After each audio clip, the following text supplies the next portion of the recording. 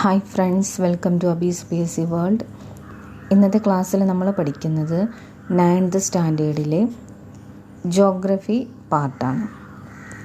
9th സ്റ്റാൻഡേർഡിലെ first ചാപ്റ്ററിൻ്റെ class ഇതിനോടകം തന്നെ ഞാൻ അപ്ലോഡ് ചെയ്തിട്ടുണ്ട്. 2-3 ക്ലാസ്സുകളായിട്ടാണ് നമ്മൾ ഈ ഒരു ചാപ്റ്റർ കംപ്ലീറ്റ് ചെയ്തിട്ടുള്ളത്. അപ്പോഴും നമ്മൾ ഇന്നത്തെ ക്ലാസ്സിൽ പഠിക്കാൻ പോകുന്നത് 2ാമത്തെ ചാപ്റ്ററാണ്.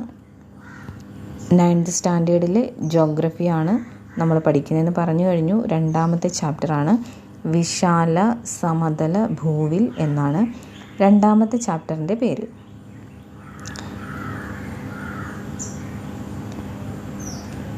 അപ്പോൾ ഈ ഒരു ഭാഗത്ത് ആദ്യമായിട്ട് എക്കൽ എന്താണെന്ന് നമുക്ക് നോക്കാം. എക്കൽ നദികൾ ഒഴുക്കിക്കൊണ്ട് വരുന്ന ചെളി, മണൽ, ചരൽ എന്നിവ ഉൾപ്പെടെയുള്ള ശിലാ അവശിഷ്ടങ്ങളെയാണ് എക്കൽ എന്ന് പറയുന്നത്. എക്കൽ എന്താണ്? എക്കൽ എന്ന് പറയുന്നത് നദികൾ ഒഴുക്കിക്കൊണ്ട് വരുന്ന ചെളിയും മണലും ചരലും ഉൾപ്പെടുന്ന ശിലാ അവശിഷ്ടങ്ങളെയാണ് നമ്മൾ എക്കൽ എന്ന് പറയുന്നത്.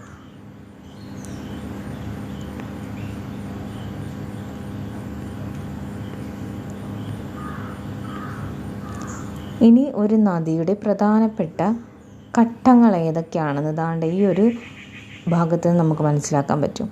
നദികൾ ഉത്ഭവിക്കുന്ന പ്രദേശത്തെ പ്രഭവ സ്ഥാനമെന്നും കടലിലോ മറ്റേതെങ്കിലും ജലാശയത്തിലോ പതിക്കുന്ന ഇടത്തെ നദീമുഖമെന്നും വിളിക്കുന്നു. ഇത് വ്യക്തമായിട്ട് പഠിക്കുക. നദികൾ ഉത്ഭവിക്കുന്ന പ്രദേശത്തെയാണ്, ഉത്ഭവിക്കുന്ന സ്ഥലമല്ലേ, അപ്പോൾ പ്രഭവ സ്ഥാനം. പ്രഭവം എന്ന് വെച്ചാൽ എന്താണ്? അത് ഉത്ഭവിക്കുന്ന ആ ഒരു സ്ഥലമാണ്. ഇനി ഈ നദി കടലിലോ മറ്റേതെങ്കിലും ജലാശയത്തിലോ പതിക്കുന്ന ആ സ്ഥലത്തെയാണ് നമ്മൾ നദീമുഖം എന്ന് വിളിക്കുന്നത്. അപ്പോൾ എക്കൽ എന്നുള്ളതായിരുന്നു ആദ്യം നമ്മൾ പഠിച്ചത്. പിന്നീട് നമ്മൾ നദിയുടെ ഉത്ഭവസ്ഥാനം കൂടാതെ തന്നെ നദീമുഖം, ഈ 3 പോയിൻ്റാണ് പഠിച്ചത്.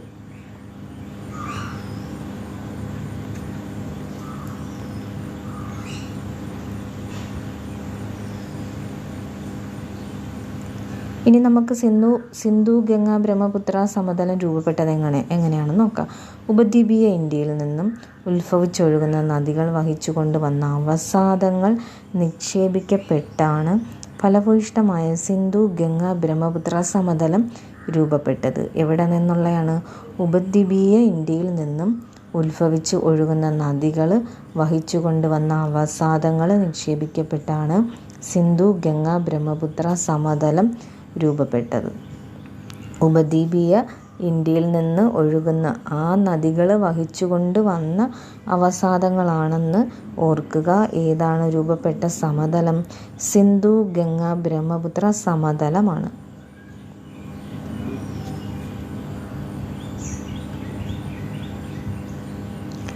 ഇനി നമുക്ക് ഇതിൻ്റെ ഈ എക്കൽ നിക്ഷേപത്തിൻ്റെ, അതായത് സിന്ധു ഗംഗ ബ്രഹ്മപുത്ര ഈ നിക്ഷേപത്തിൻ്റെ കനം എത്രയാണെന്ന് നോക്കാം. 1000 മുതൽ 2000 മീറ്റർ വരെയാണ്. 1000 മുതൽ 2000 മീറ്റർ വരെ. പിന്നീട് സിന്ധു ഗംഗ ബ്രഹ്മപുത്ര സമതലത്തിൻ്റെ രേഖാചിത്രമൊക്കെ കൊടുത്തിട്ടുണ്ട്. അപ്പോൾ സിന്ധു ഗംഗ ബ്രഹ്മപുത്ര സമതലം രൂപപ്പെട്ടത് എങ്ങനെയാണ്? ഉപദ്വീപീയ ഇന്ത്യയിൽ നിന്ന് ഉത്ഭവിച്ചൊഴുകുന്ന നദികളാണ് രൂപീകരണത്തിന് കാരണമായതെന്ന് പഠിച്ചിരുന്നാൽ മതി. പിന്നീട് അതിൻ്റെ കനം നമ്മൾ പഠിച്ചു അല്ലേ? 1000 മീറ്റർ മുതൽ 2000 മീറ്റർ വരെയാണെന്ന് നമ്മൾ പഠിച്ചു. സിന്ധു നദീമുഖം മുതൽ ഗംഗാ നദീമുഖം വരെ എത്ര കിലോമീറ്റർ നീളത്തിലാണ് വ്യാപിച്ചു കിടക്കുന്നത്? 3200 കിലോമീറ്ററാണ്. ഈ സമതലമാണ് ലോകത്തിലെ തന്നെ ഏറ്റവും വലിയ എക്കൽ പ്രദേശമായി അറിയപ്പെടുന്നത്. ലോകത്തിലെ ഏറ്റവും വലിയ എക്കൽ പ്രദേശം ഏതാണ്? സിന്ധു ഗംഗ ബ്രഹ്മപുത്ര എക്കൽ പ്രദേശമാണ്. അതിൻ്റെ നീളമാണ് നമ്മൾ പഠിച്ചുകൊണ്ടിരിക്കുന്നത് 3200 കിലോമീറ്റർ. ലോകത്തിലെ തന്നെ ഏറ്റവും വലിയ എക്കൽ പ്രദേശമാണ്. 2400 കിലോമീറ്റർ നീളത്തിൽ ഈ സമതലം ഇന്ത്യയിൽ വ്യാപിച്ചിരിക്കുന്നു.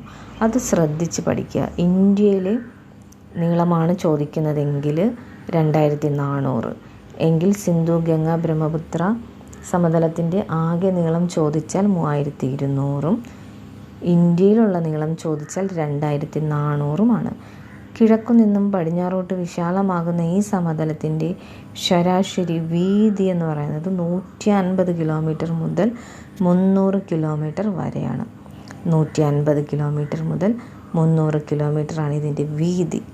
150 to 300 കിലോമീറ്റർ. ഇനി ഈ ഒരു എക്കൽ സമതലത്തിൻ്റെ അതിരുകൾ ഏതാണെന്ന് നോക്കാം. വടക്ക് സിവാലിക് പർവ്വതനിരയാണ്, തെക്ക് ഉപദ്വീപീയ പീഠഭൂമിയും. ഓക്കെ, സിന്ധു ഗംഗ ബ്രഹ്മപുത്ര സമതലത്തിൻ്റെ വടക്ക് സിവാലിക് പർവ്വതനിരയാണ്, തെക്ക് ഉപദ്വീപീയ പീഠഭൂമിയുടെ അതിരുമാണെന്ന് ഓർക്കുക.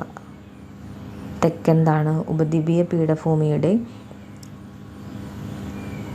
അതിരാണ്. വടക്കാണ് സിവാലിക് പർവ്വതനിര.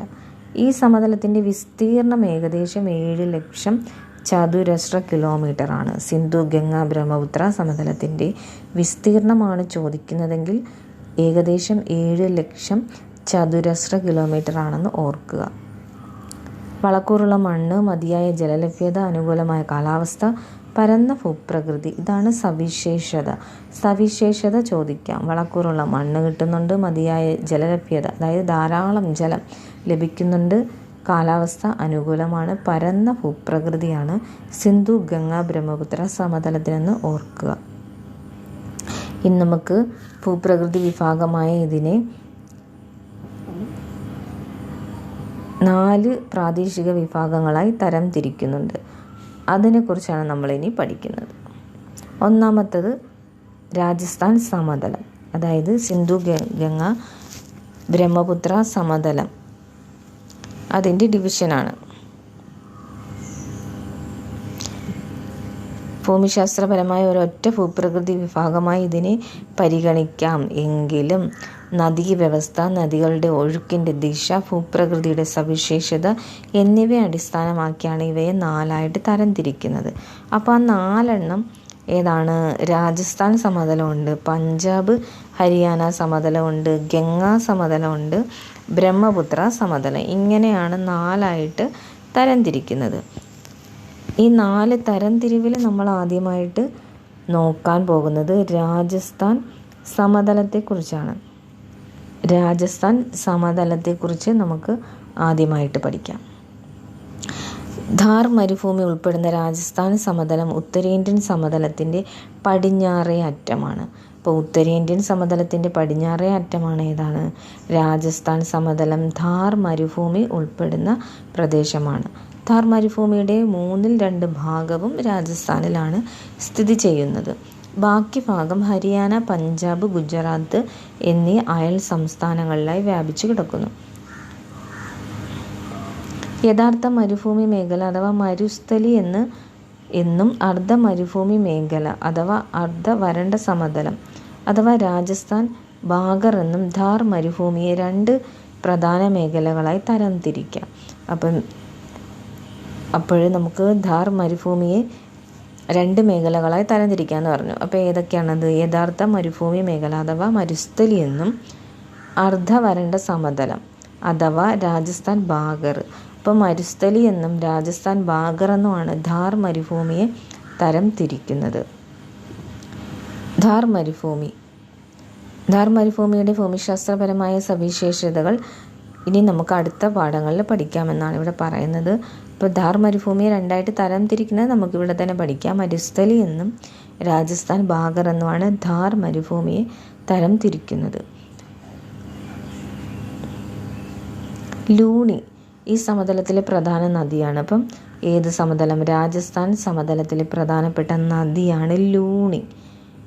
ലൂണി എന്ന് പറയുന്നത് രാജസ്ഥാൻ സമതലത്തിലൂടെ ഒഴുകുന്ന പ്രധാന നദിയാണ്. രാജസ്ഥാനിൽ നിരവധി ഉപ്പ് തടാകങ്ങളുണ്ട്. ഇമ്പോർട്ടൻ്റ് ആയിട്ടുള്ളത് ഇവിടെ തന്നിട്ടുണ്ട്. സംഭാർ, ദിദ്വാന, സർഗോർ. സർഗോർ തുടങ്ങിയവ എന്താണ്? രാജസ്ഥാനിലെ പ്രധാനപ്പെട്ട ഉപ്പ് തടാകങ്ങളാണ്. ഇപ്പോൾ രാജസ്ഥാൻ സമതലത്തെക്കുറിച്ച് ഇത്രയും കാര്യങ്ങളാണ് നമ്മൾ പഠിക്കുന്നത്. ഇനി നമുക്ക് പഞ്ചാബ് ഹരിയാന സമതലം അതിനെക്കുറിച്ച് പഠിക്കാം. രാജസ്ഥാൻ സമതലത്തിൽ നിന്നും കിഴക്കോട്ടും വടക്കു കിഴക്കോട്ടും സഞ്ചരിച്ചാൽ ഉത്തരേന്ത്യൻ സമതലം ക്രമേണ ഫലഭൂയിഷ്ഠമായ ഒരു സമതലമായി മാറുന്നത് കാണാം. രാജസ്ഥാൻ സമതലത്തിൻ്റെ കിഴക്കും വടക്ക് കിഴക്കുമായും വ്യാപിച്ചിരിക്കുന്ന സമതല ഭാഗമാണ് പഞ്ചാബ് ഹരിയാന സമതലം. അപ്പം നമുക്ക് വേണ്ടുള്ള പോയിന്റ് ഇതാണ്. പഞ്ചാബ് ഹരിയാന സമതലത്തിൻ്റെ ആ ഒരു പൊസിഷൻ അഥവാ ഡയറക്ഷനാണ് രാജസ്ഥാൻ സമതലത്തിൻ്റെ കിഴക്കും വടക്ക് കിഴക്കുമായി വ്യാപിച്ചിരിക്കുന്നതാണ് പഞ്ചാബ് ഹരിയാന സമതലം. രാജസ്ഥാൻ സമതലത്തിൻ്റെ കിഴക്കും വടക്ക് കിഴക്ക് ഭാഗത്തായിട്ട് വ്യാപിച്ചിരിക്കുന്ന പ്രദേശമാണ് ഏതാ? പഞ്ചാബ് ഹരിയാന സമതലം. ഉത്തരേന്ത്യൻ സമതലത്തിൻ്റെ പടിഞ്ഞാറ് ഭാഗമാണ് ഇത്. ഉത്തരേന്ത്യൻ സമതലമാണ് നമ്മൾ ആദ്യം പഠിച്ചത്. ആ ഉത്തരേന്ത്യൻ സമതലത്തിൻ്റെ പടിഞ്ഞാറ് ഭാഗം ഏതാണെന്ന് ചോദിക്കുകയാണെങ്കിൽ അതേതാണ്? പഞ്ചാബ് ഹരിയാന സമതലമാണെന്ന് ഓർക്കുക. ഇതിൻ്റെ വ്യാപ്തി 1.75 ലക്ഷം ചതുരശ്ര കിലോമീറ്ററാണ്. അതായത് പഞ്ചാബ് ഹരിയാന സമതലത്തിൻ്റെ വ്യാപ്തി എന്ന് പറയുന്നത് 1.75 ലക്ഷം ചതുരശ്ര കിലോമീറ്റർ ആണ്. ഇതിനെ പഞ്ചാബ് സമതലം മുഖ്യമായും സത്ലജ്, ഝലം, ചിനാബ്, രവി, ബിയാസ് എന്നീ നദികൾ വഹിച്ചു കൊണ്ടുവരുന്ന അവസാദങ്ങൾ നിക്ഷേപിക്കപ്പെട്ടു രൂപം കൊണ്ടു. അപ്പോൾ പഞ്ചാബ് സമതലം എന്ന് പറയുന്നത് നമ്മുടെ പ്രധാനപ്പെട്ട നദികളുണ്ടല്ലോ, 5 നദികൾ: സത്ലജ്, ഝലം, ചിനാബ്, രവി. സിന്ധു നദിയുടെ പോഷക നദികളായ ഝലം, ചിനാബ്, രവി, ബിയാസ്, സത്ലജ് തുടങ്ങിയ നദികൾ വഹിച്ചുകൊണ്ട് വരുന്ന അവസാദങ്ങൾ നിക്ഷേപിക്കപ്പെട്ട് രൂപം കൊണ്ടതാണ് പഞ്ചാബ് ഹരിയാന സമതലം. പഞ്ചാബ് 5 നദികളുടെ നാടെന്ന് അറിയപ്പെടുന്നു. പഞ്ചാബ് എന്ന് പറയുന്നത് 5 നദികളുടെ നാട്. ആ 5 നദികളാണ് ഝലം, ചിനാബ്, രവി, ബിയാസ്, സത്ലജ്. ഇത് സിന്ധു നദിയുടെ പോഷക നദികളാണെന്നും കൂടെ അറിഞ്ഞ് ഇരിക്കുക. പഞ്ചാബ് 5 നദികളുടെ നാടെന്ന് അറിയപ്പെട്ടു, നമ്മൾ പഠിച്ചു. പഞ്ചാബ് ഹരിയാന സമതലത്തെ 5 പ്രധാന ദോബുകളായി തരംതിരിക്കുന്നു. പ്രധാന ദോബുകൾ ഏതൊക്കെയാണ്? ദാണ്ടെ ഇവിടെ ഒരു കോളത്തിൽ കൊടുത്തിട്ടുണ്ട്, നമുക്ക് നോക്കാം. ബിസ്ത് ജലന്ധർ ദോബ് ബിയാസ്, സത്ലജ് എന്നീ നദികൾക്കിടയിൽ സ്ഥിതി ചെയ്യുന്നു.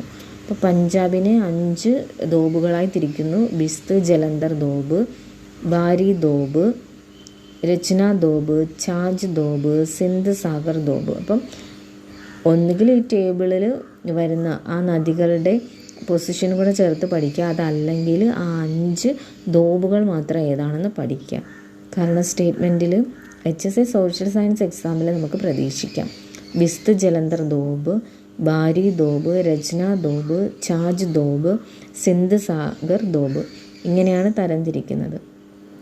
ഇപ്പോൾ ബിസ്ത് ജലന്ധർ ദോബ് എന്ന് പറയുന്നത് ബിയാസ്, സത്ലജ് എന്നീ നദികൾക്കിടയിലാണ്. ബാരി ദോബാണെങ്കിൽ ബിയാസ്, രവി ആ നദികൾക്കിടയിലാണ്. രചന ദോബാണെങ്കിൽ രവി, ചിനാബ്. ഛാജ് ദോബാണ് ചിനാബ്, ജലം. സിന്ധ് സാഗർ ആണെങ്കിൽ ജലം, ചിനാബ് നദികൾക്കിടയിലാണെന്ന് ഓർക്കുക. അടുത്ത ഡിവിഷനാണ് ഗംഗാ സമതലം. പഞ്ചാബ് ഹരിയാന സമതലത്തിൻ്റെ കിഴക്കായി സ്ഥിതി ചെയ്യുന്ന സമതല ഭാഗമാണ് ഗംഗാ സമതലം. പഞ്ചാബ് ഹരിയാന സമതലത്തിൻ്റെ കിഴക്കൻ സമതല വിഭാഗമാണ് ഗംഗാ സമതലം. കിഴക്ക് ബംഗ്ലാദേശ് മുതൽ പടിഞ്ഞാറ് യമുന നദി വരെ ഗംഗാ സമതലം വ്യാപിച്ചിരിക്കുന്നു. ഗംഗാ സമതലം വ്യാപിച്ചിരിക്കുന്നത് എവിടെ മുതൽ എവിടെ വരെയാണ്? കിഴക്ക് ബംഗ്ലാദേശ് മുതൽ പടിഞ്ഞാറ് യമുന നദി വരെയാണ് ഗംഗാ സമതലം വ്യാപിച്ചിരിക്കുന്നത്. ഇനി അതിൻ്റെ വിസ്തൃതി ഏകദേശം 3.75 ലക്ഷം ചതുരശ്ര കിലോമീറ്ററാണ്.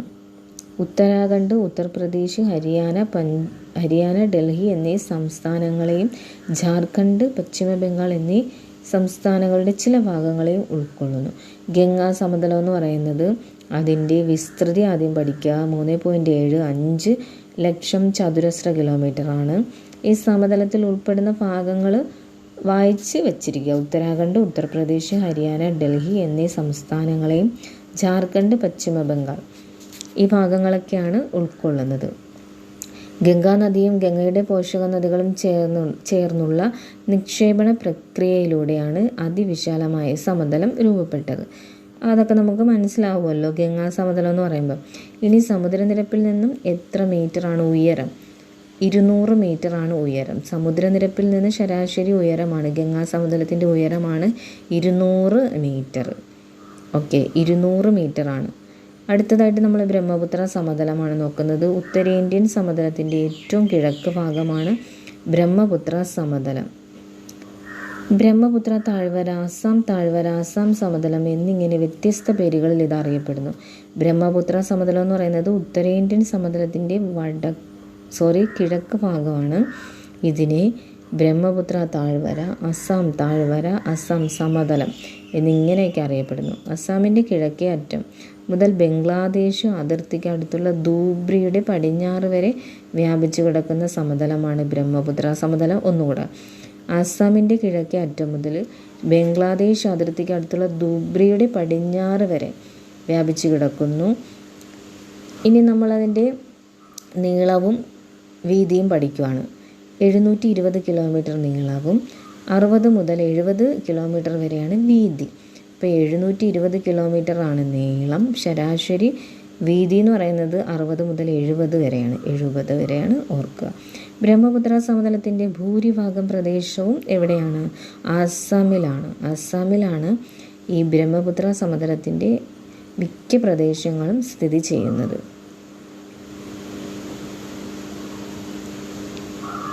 ഇനി ഇതിനെ വടക്ക് കിഴക്കൻ ഹിമാലയവും കിഴക്ക് പത്കായ് നാഗ കുന്നുകളും തെക്ക് ഗാരോ ഖാസി ജയന്തിയ കുന്നുകളും മിഗിർ കുന്നുകളും ചേർന്ന് ഈ സമതല ഭാഗത്തെ വേർതിരിച്ചു നിർത്തുന്നു. അപ്പം ഇതിൻ്റെ വടക്ക് കിഴക്ക് ഹിമാലയവും കിഴക്ക് പത്കായ് നാഗ കുന്നുകളും അതായത് ബ്രഹ്മപുത്ര സമതലത്തിൻ്റെ വടക്ക് കിഴക്കൻ ഹിമാലയവും കിഴക്ക് പത്കായ് നാഗ കുന്നുകളുമാണ്. തെക്ക് ഗാരോ ഖാസി ജയന്തിയ കുന്നുകളും മിഗിർ കുന്നുകളുമാണെന്ന് ഓർക്കുക. ഇനി ബ്രഹ്മപുത്ര സമതലത്തിൻ്റെ പടിഞ്ഞാറായി കീഴ് ഗംഗാ സമതലം സ്ഥിതി ചെയ്യുന്നു. എന്താണ് പറഞ്ഞത്? ബ്രഹ്മപുത്ര സമതലത്തിൻ്റെ പടിഞ്ഞാറ് ഭാഗത്താണ് കീഴ് ഗംഗാ സമതലം. ബ്രഹ്മപുത്ര സമതലത്തിൻ്റെ പടിഞ്ഞാറ് ഭാഗത്ത് കീഴ് ഗംഗാ സമതലമാണെന്ന് ഓർക്കുക. 56,275 ചതുരശ്ര കിലോമീറ്റർ വീതിയാണ് ഈ സമതലത്തിന് ഉള്ളത്. 56,275 വിസ്തൃതിയാണ് ഈ സമതലത്തിന്. ബ്രഹ്മപുത്ര നദിയുടെയും അതിൻ്റെ പോഷക നദികളുടെയും നിക്ഷേപണ പ്രക്രിയയിലൂടെ രൂപപ്പെട്ടതാണ് നമ്മുടെ ബ്രഹ്മപുത്ര സമതലം. ടീസ്റ്റ, മാനസ്, ലോഹിത്, ദിബാങ് എന്നിവയാണ് ബ്രഹ്മപുത്രയുടെ പ്രധാന പോഷക നദികൾ. അപ്പോൾ ഈ ഭാഗത്ത് നിന്ന് ബ്രഹ്മപുത്ര നദിയുടെ പോഷക നദികൾ നമ്മൾ പഠിച്ചു. തീസ്തയും മാനസും ലോഹിതും ദിബാങ്ങുമാണ് ബ്രഹ്മപുത്ര നദിയുടെ പ്രധാനപ്പെട്ട പോഷക നദികൾ. ഇനി ഈ സമതലത്തിൻ്റെ പ്രത്യേകതയാണ് എക്കൽ വിഷറികൾ എന്താണെന്നാണ് നമ്മളിനി നോക്കുന്നത്. നദികൾ സമതലത്തിൽ പ്രവേശിക്കുമ്പോൾ ഒഴുക്ക് പെട്ടെന്ന് കുറയുന്നു. അതുകൊണ്ട് തന്നെ അവ വഹിച്ചുകൊണ്ട് വരുന്ന അവസാദങ്ങൾ അഥവാ എക്കൽ ഒരു വിഷറിയുടെ രൂപത്തിൽ നിക്ഷേപിക്കപ്പെടുന്നു. ഇങ്ങനെ രൂപം കൊള്ളുന്ന ഭൂരൂപമാണ് എക്കൽ വിഷറി. എന്താണ് എക്കൽ വിഷറി? നദികൾ ഉത്ഭവിക്കുന്ന സ്ഥാനത്ത് നിന്ന് സമതലങ്ങളിലേക്ക് വരുമ്പോൾ ഈ നദിയുടെ ഒഴുക്ക് എന്ത് ചെയ്യുന്നു? കുറയുന്നു. ആ ഒഴുക്ക് കുറയാനുള്ള കാരണം എന്താണ്? ഇവ ധാരാളം അവസാദങ്ങൾ വഹിച്ചു കൊണ്ടുവരുന്നു. അപ്പം സ്പീഡ് കുറയുന്നത് കൊണ്ട് തന്നെ നദിക്ക് ഒഴുകാനായിട്ട് സാധിക്കുന്നില്ല. അപ്പോൾ ഈ അവസാദങ്ങൾ ഓരോ സ്ഥലങ്ങളിലായിട്ട് നിക്ഷേപിക്കപ്പെടുന്നു. അപ്പോൾ നിക്ഷേപിക്കപ്പെടുന്നത് വിഷറിയുടെ രൂപത്തിലാകുന്നു. അപ്പോൾ അതിനെയാണ് നമ്മൾ എക്കൽ വിഷറി എന്ന് പറയുന്നത്. സമതല പ്രദേശങ്ങളിലൂടെ തുടർന്ന് ഒഴുകുന്ന നദി പല ചാലുകളായി പിരിയുന്നു. ഒഴുക്ക് തീരെ കുറയുമ്പോൾ വളഞ്ഞു പുളഞ്ഞു ഒഴുകുന്നു. പിന്നീട് ഓക്സ്ബോ തടാകങ്ങൾ സൃഷ്ടിക്കുകയും ചെയ്യുന്നു. എക്കൽ വിഷറി നമ്മൾ പഠിച്ചു കഴിഞ്ഞു. നദിയുടെ ഒഴുക്ക് അത് പെട്ടെന്ന് കുറയുമ്പോൾ അവ വഹിച്ചു കൊണ്ടിരുന്ന അവസാദങ്ങൾ ഒരു വിഷറിയുടെ രൂപത്തിൽ നിക്ഷേപിക്കുന്നതാണ് എക്കൽ വിഷറി. ഇനി നമ്മൾ പഠിക്കുന്നത് എന്താണ്? ഒഴുക്ക് തീരെ കുറയുമ്പോൾ നദികൾ വളഞ്ഞു പുളഞ്ഞൊഴുകുന്നു. അതിനെയാണ് ഓക്സ്ബോ തടാകങ്ങളെന്ന് പറയുന്നത്. നദികൾ വളഞ്ഞു പുളഞ്ഞൊഴുകുന്നതാണ് ഓക്സ്ബോ തടാകം. അപ്പം മിയാൻഡറുകളും ഓക്സ്ബോ തടാകവും എന്താണെന്ന് കൊടുത്തിട്ടുണ്ട്, നോക്കാം. നദി താരതമ്യേന ചരിവ് കുറഞ്ഞതോ നേരിയ ചരിവുള്ളതോ ആയ പ്രദേശങ്ങളിലൂടെ കടന്നു പോകുമ്പോൾ അവസാദ നിക്ഷേപങ്ങൾ നദിയുടെ ഒഴുക്കിനെ തടസ്സപ്പെടുത്തുന്നു. അതായത് സ്പീഡ് കുറയുന്നു. അതിൻ്റെ ഫലമായി നദി വളഞ്ഞു പുളഞ്ഞ് ഒഴുകി വലയങ്ങൾ അഥവാ മിയാൻഡറുകൾ സൃഷ്ടിക്കുന്നു. അപ്പം നദി വളഞ്ഞു പുളഞ്ഞ് ഒഴുകി അല്ലെങ്കിൽ വലയങ്ങൾ സൃഷ്ടിക്കപ്പെടുന്നു. വളഞ്ഞു പുളഞ്ഞ് ഒഴുകുമ്പോഴാണ് നമ്മൾ ഓക്സ്ബോ തടാകങ്ങൾ, വളഞ്ഞു പുളഞ്ഞ് ഒഴുകുന്നതിനാണ് ഓക്സ്ബോ തടാകങ്ങളെന്ന് പറയുന്നത്. ആ വളഞ്ഞു പുളഞ്ഞ് ഒഴുകുമ്പോൾ വലയങ്ങൾ സൃഷ്ടിക്കുന്നു. ഇതാണ് മിയാൻഡറുകൾ. തുടർച്ചയായ അപരദന നിക്ഷേപണ പ്രക്രിയ മൂലം ഇത്തരം വലയങ്ങൾ കൂടുതൽ വളയുന്നു. പിന്നീട് ഒഴുക്ക് കൂടുമ്പോൾ നദി നേർഗതി സ്വീകരിക്കുകയും നിക്ഷേപണം മൂലം വളഞ്ഞൊഴുകിയ ഭാഗം നദിയുടെ പ്രധാന ഭാഗത്ത് നിന്ന് വേർപെട്ട് ഒറ്റപ്പെട്ട തടാകങ്ങളായി മാറുകയും ചെയ്യുന്നു. ഇത്തരം തടാകങ്ങളാണ് ഓക്സ്ബോ തടാകങ്ങൾ. അപ്പോൾ ഓക്സ്ബോ തടാകങ്ങളെന്ന് പറയുന്നത് എന്താണ്? നദി ആദ്യമേ അതിനുണ്ടായിരുന്ന ആ ഒരു സ്ഥിതിയിലേക്ക് പോകുന്നു. അപ്പോഴേ നിക്ഷേപണം മൂലം വളഞ്ഞൊഴുകുന്ന ആ ഭാഗം നദിയുടെ പ്രധാന ഭാഗത്ത് നിന്ന് വേർപ്പെടുന്നു. അങ്ങനെ ഒറ്റപ്പെട്ട തടാകങ്ങളായി മാറുന്നു. ഇത്തരം തടാകങ്ങളാണ് ഓക്സ്ബോ തടാകങ്ങളെന്ന് പറയുന്നത്. ഓക്സ്ബോ തടാകങ്ങളും മിയാൻഡറുകളും, വലയങ്ങളെയാണ് മിയാൻഡറുകളെന്ന് പറയുന്നത്. നദി വളഞ്ഞു പുളഞ്ഞൊഴുകുന്നതാണ് ഓക്സ്ബോ തടാകങ്ങൾ. അങ്ങനെ ഓർക്കുക. ഭൂപ്രകൃതി സവിശേഷതകളുടെ അടിസ്ഥാനത്തിൽ ഉത്തരേന്ത്യൻ സമതലത്തെ വടക്ക് നിന്നും തെക്കോട്ട് 3 പ്രധാന മേഖലകളായി തിരിക്കാം. അതാണ് ഭാബർ, ടെറായ്, എക്കൽ സമതലങ്ങൾ. ഭാബർ, ടെറായ്, എക്കൽ സമതലങ്ങൾ എന്നിങ്ങനെയാണ് ഉത്തരേന്ത്യൻ സമതലത്തെ വടക്ക് നിന്നും തെക്കോട്ട് പോകുന്തോറും 3 മേഖലകളായി തിരിക്കുന്നത്. ഇനി നമുക്കിതിൻ്റെ സവിശേഷത എന്താണെന്ന് നോക്കാം. സിവാലിക് പർവ്വതനിരയ്ക്ക് സമാന്തരമായി അതിൻ്റെ തെക്ക് ഭാഗത്ത് കാണുന്ന ഭാഗമാണ് ഭാബർ. ഭാബർ എന്നാണ് സിവാലിക് പർവ്വതനിരയ്ക്ക് സമാന്തരമായി അതിൻ്റെ തെക്ക് ഭാഗത്ത് കാണുന്ന ഭാഗമാണ് ഭാബർ. സിവാലിക് മലയടിവാരത്തിന് സമാന്തരമായി ചരിവ് അവസാനിക്കുന്നിടത്തു നിന്നും ഏകദേശം 8 കിലോമീറ്റർ മുതൽ 10 കിലോമീറ്റർ വരെ വിസ്തൃതിയുള്ള ഇടുങ്ങിയ ഭൂവിഭാഗമാണ് ഇത്. അപ്പം ഭാബർ എന്ന് പറയുന്ന പ്രദേശത്തിൻ്റെ വിസ്തൃതി 8 മുതൽ 10 വരെയാണെന്ന് മാത്രം ഓർത്താൽ മതി. പർവ്വതഭാഗത്ത് നിന്നും വരുന്ന നദികൾ കൊണ്ടുവരുന്ന ഉരുളൻ കല്ലുകളും പാറകളും നിക്ഷേപിക്കപ്പെട്ടാണ് ഈ സമതലം രൂപം കൊണ്ടിട്ടുള്ളത്. ഏതാണ്? ഭാബർ എന്ന് പറയുന്ന സമതലം രൂപം കൊണ്ടത് എങ്ങനെയാണ്? പർവ്വതത്തിൽ നിന്നും വരുന്ന നദികൾ കൊണ്ടുവന്ന ഉരുളൻ കല്ലും പാറകളും നിക്ഷേപിക്കപ്പെട്ട് രൂപം കൊണ്ടു. നമ്മളിതിനിടയ്ക്ക് പ്രളയ സമതലങ്ങൾ എന്നുള്ളൊരു ടോപ്പിക്ക് അത് വിട്ടുപോയി. അപ്പോൾ നമുക്ക് പ്രളയ സമതലം എന്താണെന്ന് നോക്കാം. പ്രളയ സമയത്ത് പ്രളയ സമതലങ്ങളാണ് നോക്കുന്നത്. പ്രളയ സമയമാകുമ്പോൾ നദികൾ കരകവിഞ്ഞൊഴുകുന്നു. അവ ഒഴുകിക്കൊണ്ട് വരുന്ന എക്കൽ ഇരു കരകളിലും നിക്ഷേപിക്കപ്പെട്ട് രൂപം കൊള്ളുന്ന സമതലങ്ങളാണ് പ്രളയ സമതലങ്ങൾ. അപ്പോൾ പ്രളയകാലത്താണ് നദികൾ കരകവിഞ്ഞൊഴുകുന്നത്. അപ്പോൾ അവ ഒഴുക്കിക്കൊണ്ടുവരുന്ന എക്കൽ മണ്ണുണ്ടല്ലോ, അത് ഇരു കരകളിലും നിക്ഷേപിക്കപ്പെട്ട് സമതലങ്ങൾ രൂപം കൊള്ളുന്നു. ഇതാണ് പ്രളയ സമതലങ്ങൾ. എക്കൽ നിക്ഷേപിച്ച് രൂപപ്പെടുന്ന സമതലങ്ങളായതുകൊണ്ടാണ് ഇവയെ പ്രളയ സമതലങ്ങൾ എന്ന് വിളിക്കുന്നത്. അപ്പോൾ ഈ ഒരു മണ്ണെന്ന് പറയുന്നത് കൃഷിക്ക് ഏറ്റവും അനുയോജ്യമായ മണ്ണാണ്. ഈ ഭാഗത്ത് നമ്മൾ പഠിച്ചത് ഉത്തരേന്ത്യൻ സമതലത്തെ 3 മേഖലകളായി തിരിക്കാമെന്ന് പറഞ്ഞ ഭാബർ, ടെറായ്, എക്കൽ സമതലം. ഇതിൽ ഭാബറാണ് നമ്മൾ പഠിച്ചത്. സിവാലിക് പർവ്വതനിരയ്ക്ക് സമാന്തരമായി തെക്ക് ഭാഗത്ത് കാണുന്ന ഭാഗമാണ് ഭാബർ എന്ന് പറഞ്ഞു. അതിൻ്റെ വിസ്തൃതി 8 മുതൽ 10 കിലോമീറ്റർ വരെയാണെന്ന് നമ്മൾ പറഞ്ഞു കഴിഞ്ഞു. ഭാബർ മേഖലയ്ക്ക് സമാന്തരമായി 10 കിലോമീറ്റർ മുതൽ 20 കിലോമീറ്റർ വരെ വീതിയിൽ കാണപ്പെടുന്ന വെള്ളക്കെട്ടുള്ള ചതുപ്പ് നിലങ്ങളാണ് ടെറായ്. ഇപ്പോൾ ഉത്തരേന്ത്യൻ ആ സമതല ഭാഗത്തെ ആണല്ലോ 3ആയിട്ട് തരംതിരിക്കുന്നത്. ഭാബർ പഠിച്ചു. അപ്പോൾ ഭാബറിന് സമാന്തരമായി 10 മുതൽ 20 കിലോമീറ്റർ വരെ വീതിയിൽ കാണപ്പെടുന്ന വെള്ളക്കെട്ടുള്ള ചതുപ്പ് നിലമാണ് ടെറായ് എന്ന് ഓർക്കുക. വെള്ളക്കെട്ടുള്ള ചതുപ്പ് നിലമാണ് ടെറായ്. ഭാബർ മേഖലയിൽ അപ്രത്യക്ഷമാകുന്ന നദികൾ ഇവിടെ പുനർജനിക്കുന്നു. ഭാബർ മേഖലയിൽ വരുമ്പോഴേക്ക് നദികൾ അപ്രത്യക്ഷമാകുന്നല്ലോ, അത് നമ്മുടെ ടെറായ് എന്ന് പറയുന്ന പ്രദേശമാകുമ്പോൾ വീണ്ടും പുനർജനിക്കുകയാണ് ചെയ്യുന്നത്. ഇനി ടെറായ് മേഖലയ്ക്ക് തെക്കായി പുതിയതും പഴയതുമായ എക്കൽ നിക്ഷേപങ്ങളാൽ രൂപപ്പെടുന്ന സമതലമാണ് എക്കൽ സമതലം. ടെറായ് മേഖലയ്ക്ക് തെക്ക് പുതിയതും പഴയതുമായ എക്കൽ നിക്ഷേപിക്കപ്പെട്ട് രൂപം കൊള്ളുന്നതാണ് എക്കൽ സമതലങ്ങൾ. അപ്പോൾ പഴയ എക്കൽ നിക്ഷേപങ്ങളെ ഫംഗർ എന്നും പുതിയ എക്കൽ നിക്ഷേപങ്ങളെ ഖാദർ എന്നും അറിയപ്പെടുന്നു. നിരവധി തവണ PSC ചോദിച്ച ചോദ്യം. പഴയ എക്കൽ നിക്ഷേപമാണെങ്കിൽ ഫംഗർ എന്നും പുതിയ എക്കൽ നിക്ഷേപത്തെ ഖാദർ എന്നുമാണ് അറിയപ്പെടുന്നത്. അപ്പോൾ ഈ ഒരു ഭാഗത്ത് നമുക്ക് ഉത്തരേന്ത്യൻ സമതലത്തിൻ്റെ 3 വിഭാഗങ്ങൾ നമ്മൾ പഠിച്ചു അല്ലേ. ഭാബറും ടെറായും എക്കൽ സമതലങ്ങളും. ഇനി നമ്മൾ ഡെൽറ്റ എന്താണെന്നാണ് നോക്കുന്നത്. സമതലങ്ങളിലൂടെ ഒഴുകി നദീമുഖങ്ങളോട് അടുക്കുമ്പോൾ നദി വളരെ സാവധാനം ഒഴുകുന്നു. സമതലത്തിലാണ് ഒഴുക്ക് കൂടുതൽ, നദീമുഖങ്ങളോട് അടുക്കുമ്പോൾ നദി വളരെ സാവധാനമാണ് ഒഴുകുന്നത്. അപ്പോൾ ഈ നദി വഹിച്ചു കൊണ്ടുവരുന്ന അവസാദത്തിൻ്റെ അളവ് കൂടുതലായിരിക്കും. നദീജലം കൂടുതലായതിനാൽ മിക്ക നദികളും ഈ ഓരോ മിക്ക പ്രദേശങ്ങളിൽ എത്തുമ്പോഴേക്കും കൈവഴികളായി പിരിഞ്ഞൊഴുകുന്നു. നദികൾ ഒഴുക്കിക്കൊണ്ട് വന്ന ഈ അവസാദങ്ങൾ കൈവഴികൾക്കിടയിൽ നിക്ഷേപിക്കപ്പെട്ട് ഏതാണ്ട് ത്രികോണ രീതിയിൽ അല്ലെങ്കിൽ ത്രികോണത്തിൻ്റെ ആകൃതിയിൽ ഭൂരൂപങ്ങൾ രൂപം കൊള്ളുന്നു. ഇവയാണ് ഡെൽറ്റ. ഗ്രീക്ക് അക്ഷരമാലയിൽ ഡെൽറ്റ അതായത് ത്രികോണത്തിൻ്റെ ഷേപ്പാണ്. ഈ അക്ഷരം പോലെ അവസാദങ്ങൾ നിക്ഷേപിക്കപ്പെടുന്നത് കൊണ്ടാണ് ഇതിനെ നമ്മൾ ഡെൽറ്റകളെന്ന് പറയുന്നത്. സമതലങ്ങളിലൂടെ ഒഴുകുമ്പോഴാണ് നദിക്ക് വേഗത കൂടുതൽ.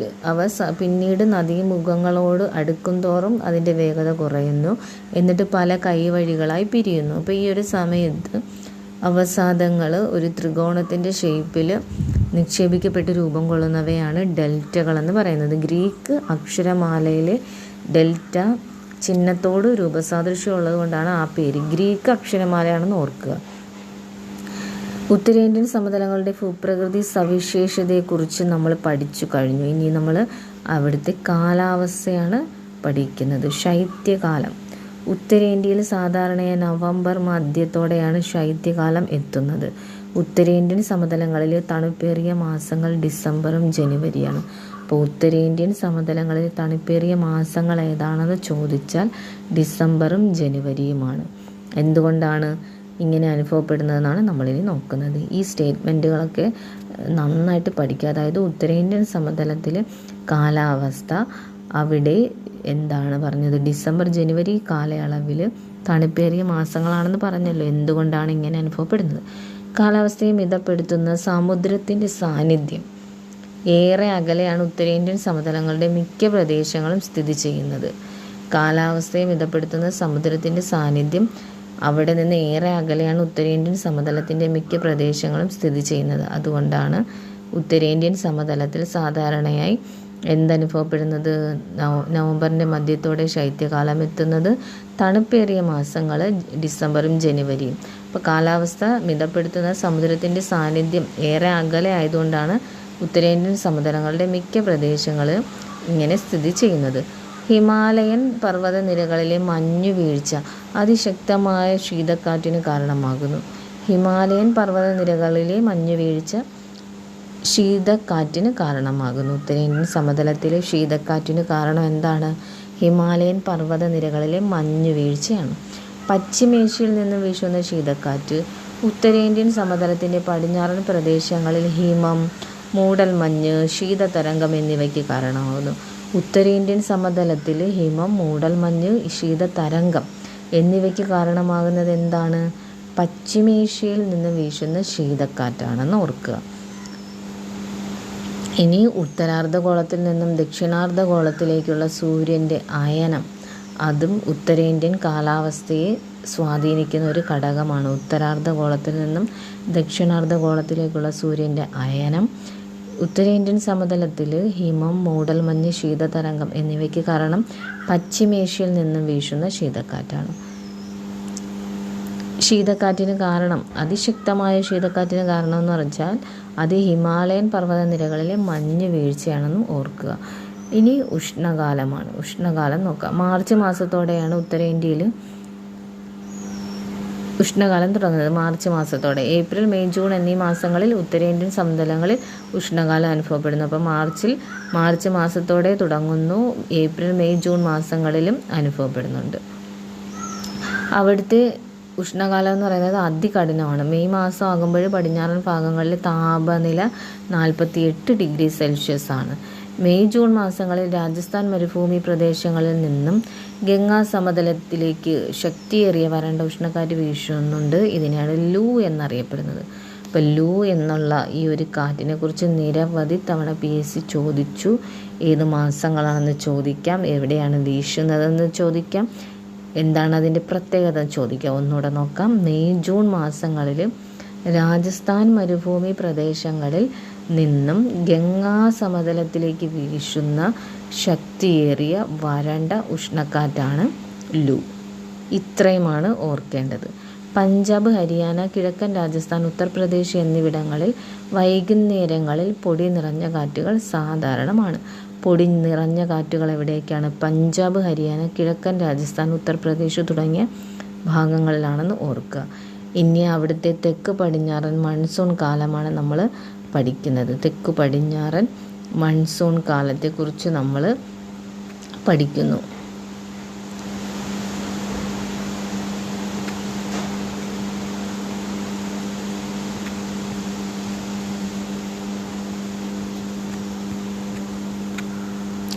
ഉത്തരേന്ത്യൻ സമതലത്തിലെ തെക്ക് പടിഞ്ഞാറൻ മൺസൂണിനെ കുറിച്ചാണ് നമ്മൾ പഠിക്കാനായിട്ട് പോകുന്നത്.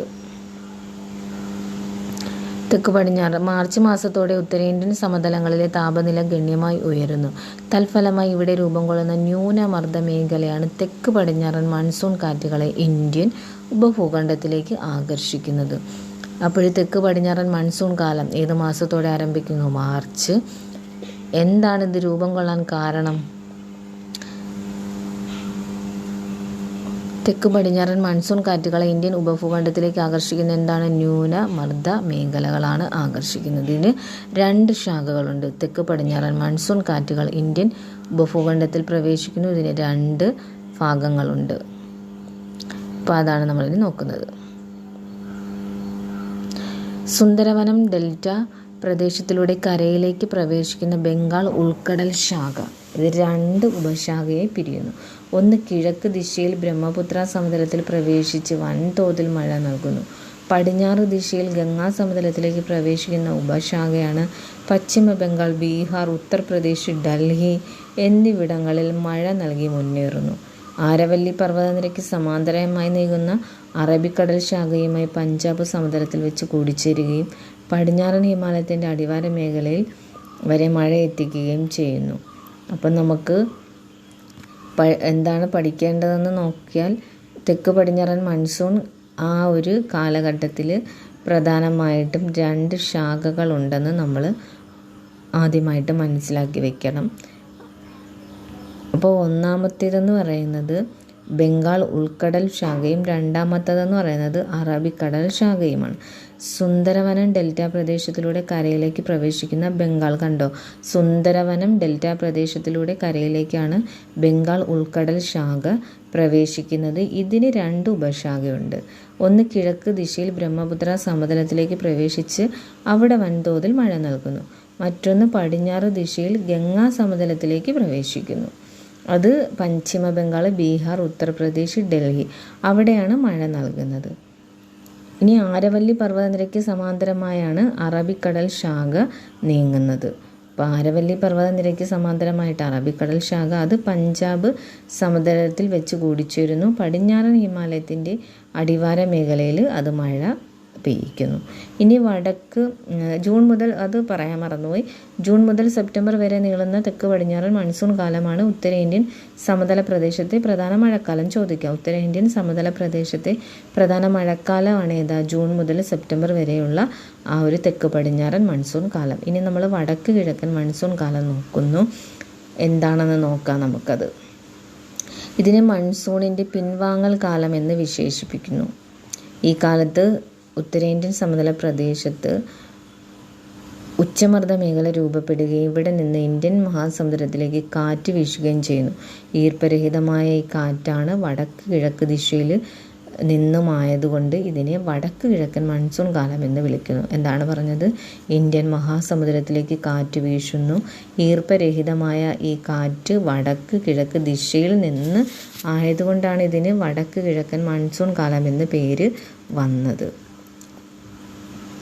മൺസൂണിൻ്റെ പിൻവാങ്ങൽ കാലം എന്നറിയപ്പെടുന്നത് വടക്ക് കിഴക്കൻ മൺസൂൺ കാലമാണെന്ന് ഓർക്കുക. ഉത്തരേന്ത്യൻ സമതല പ്രദേശത്ത് പൊതുവെ എന്ത് കാലാവസ്ഥയാണ്? വരണ്ട കാലാവസ്ഥയാണ്. ആർദ്രതയും ഉയർന്ന താപനിലയും ദിനാവസ്ഥയെ കൂടുതൽ ദുസ്സഹമാക്കുന്നു. ഇതിനെയാണ് ഒക്ടോബർ ചൂടെന്ന് വിശേഷിപ്പിക്കുന്നത്. അപ്പോൾ ഒക്ടോബർ ചൂടെന്ന് പറഞ്ഞാൽ എന്താണ്? ഉത്തരേന്ത്യൻ സമതല പ്രദേശത്തെ വരണ്ട കാലാവസ്ഥയാണ്. കൂടാതെ എന്താണ് പറയുന്നത്, ആർദ്രതയും ഉയർന്ന താപനിലയും അവിടുത്തെ ദിനാവസ്ഥയെ കൂടുതൽ ദുഷ്കരമാക്കുന്നു. അതുകൊണ്ടാണ് അതിനെ ഒക്ടോബർ ചൂടെന്ന് വിളിക്കുന്നത്. ഇനി നമ്മൾ ഉത്തരേന്ത്യൻ സമതലത്തിൽ പ്രധാനപ്പെട്ട സസ്യജാലങ്ങളെക്കുറിച്ചാണ് പഠിക്കുന്നത്.